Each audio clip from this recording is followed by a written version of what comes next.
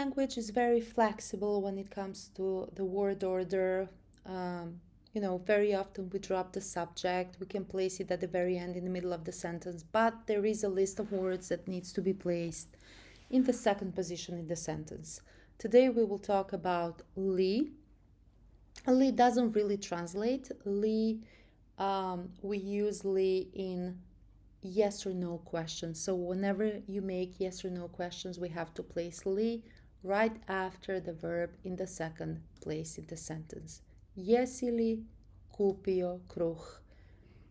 Jesi li kupio kruh? Or imaš li vremena? Do you have time? Right after the verb. Or the future tense. Hoćeš li doći na kavu?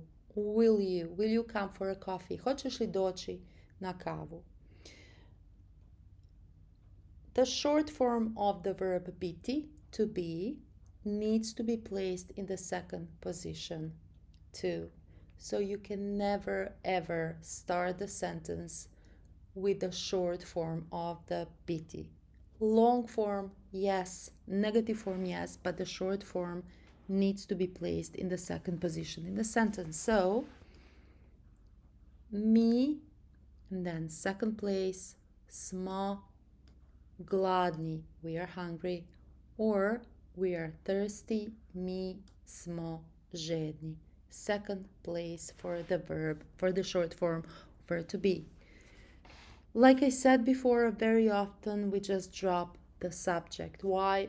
Because we can.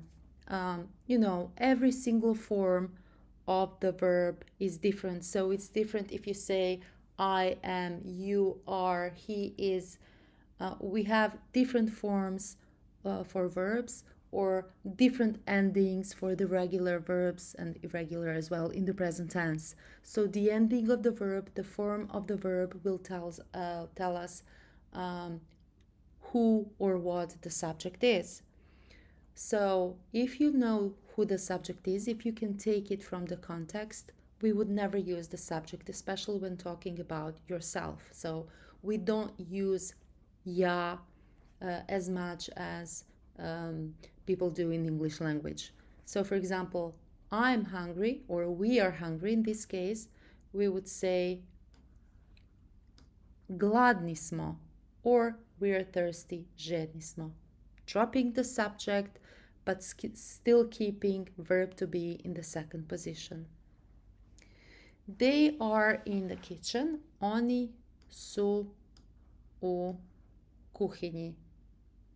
Now, if we drop the subject here, which we normally do if we know who they are, we would say that sentence u kuhinji su.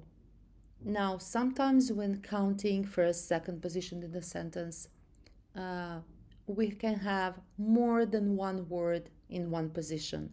So we would never split these two, preposition from the noun. We would never split these two. We keep them together. U kuhinji and then su. Or for example, my old friend is coming from Croatia.